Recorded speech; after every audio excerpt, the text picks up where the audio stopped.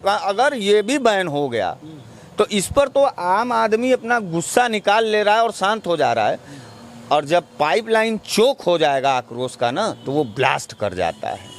तो मैं नरेंद्र मोदी जी से और भारतीय जनता पार्टी से यह कहना चाहता हूं कि आवाज़ दबाने से दबा नहीं पाओगे, फट जाओगे, बिखर जाओगे, बर्बाद हो जाओगे, भाग जाओगे झोला उठा करके।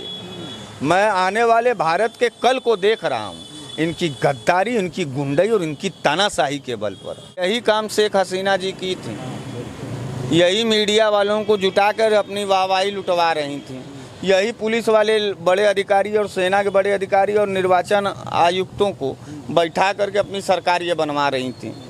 जो काम शेख हसीना जी की हैं वही काम नरेंद्र मोदी जी कर रहे हैं। और ये जो आप बता रहे हैं कि ब्रॉडकास्टिंग बिल आ रहा है, अगर ये जिस दिन आ गया उसके मात्र 6 महीने के बाद भारत को इस राजशाही और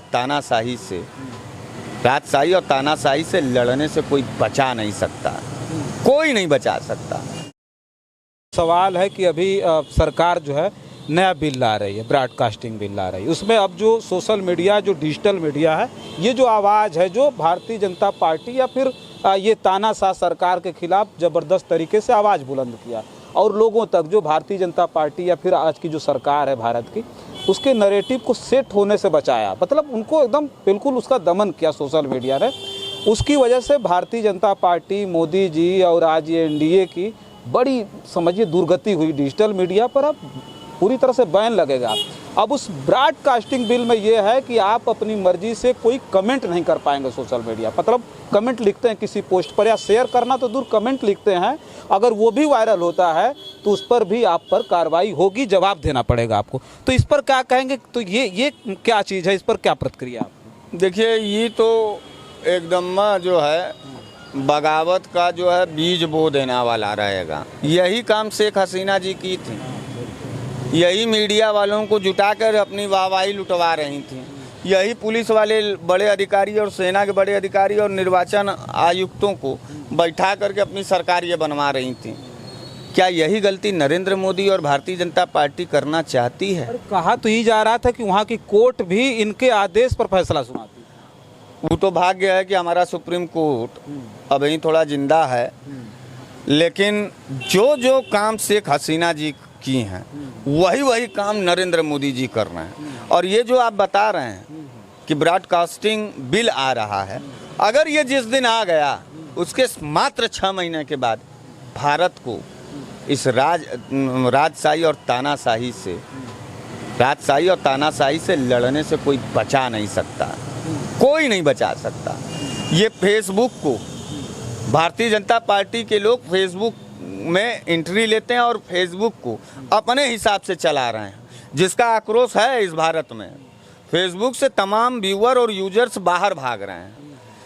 तमाम डिजिटल साइट्स को नरेंद्र मोदी जी अपने, भाई गोदी मीडिया जो बड़की मीडिया है वो तो नरेंद्र मोदी जी की जय जयकार वाहवाही कर रही है। यही एक छोटा प्लेटफार्म था, डिजिटल प्लेटफार्म, अगर ये भी बैन हो गया तो इस पर तो आम आदमी अपना गुस्सा निकाल ले रहा है और शांत हो जा रहा है, और जब पाइपलाइन चोक हो जाएगा आक्रोश का ना, तो वो ब्लास्ट कर जाता है। तो मैं नरेंद्र मोदी जी से और भारतीय जनता पार्टी से यह कहना चाहता हूं कि आवाज़ दबाने से दबा नहीं पाओगे, फट जाओगे, बिखर जाओगे, बर्बाद हो जाओगे, भाग जाओगे झोला उठा करके। मैं आने वाले भारत के कल को देख रहा हूँ, इनकी गद्दारी, इनकी गुंडई और इनकी तानाशाही के बल पर। इसलिए मैं कह रहा हूँ कि बांग्लादेश 2 न हो भारत। और मैं भारत की जनता से भी कहना चाहता हूँ कि लोकतांत्रिक प्रक्रिया से हम लोग लड़ेंगे। भारत को बचाना हमारा लक्ष्य है, भारत को बर्बाद करना हमारा लक्ष्य नहीं है। और भारत को बर्बाद करने का लक्ष्य सिर्फ और सिर्फ बीजेपी के पास है। उनका एजेंडा, बीजेपी का एजेंडा भारत को पूरी तरीके से बर्बाद करने का है, हम लोगों का नहीं है। बांग्लादेश को नई आज़ादी का क्रांतिकारी सलाम है, छात्र नौजवानों को बांग्लादेश के क्रांतिकारी सलाम है। और मैं अपने देश के छात्रों नौजवानों को भी कहना चाहता हूं कि भगत सिंह को याद करो, स्वर्गीय पंडित चंद्रशेखर आज़ाद को और अशफाक उल्लाह खां को ज़रूर याद करिए। और इसी से भारत का इतिहास बना है और इसी से भारत का इतिहास बनेगा। नरेंद्र मोदी और भाजपा से इतिहास न बना है भारत का और ना ही बनेगा।